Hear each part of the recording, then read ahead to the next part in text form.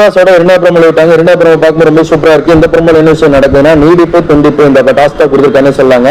நம்ம விக்ரம் வந்து என்ன சொல்றாங்கன்னா, யார் யார் ரொம்ப நீடிக்கணும்னு நினைக்கிறீங்களோ அவங்களுக்கு வந்து கட்டுங்க அப்படின்னு சொல்றாங்க. நீடிப்பு எட்டு போய் நம்ம அந்த பேண்ட் எட்டு போய் நம்ம விஜய்க்கு கட்டுறான்னு சொல்லாங்க விக்ரம்ஸ் அவங்க. இவங்க கபிலர் கூட க்ளோஸ் பண்ணாரு கூட. ஆனா இவங்களோட இது வந்து நான் கொஞ்ச நேரம் நீடிச்சு பேசணும் அப்படின்னு சொல்லி சொல்றாங்க. ஓட்டருக்கு நல்ல ஒரு ஆளு அது வரக்கூடாது அப்படின்னு சொல்லி விக்ரம்ஸ் அவங்க விஜய்வை செலக்ட் பண்ணியிருக்காங்க.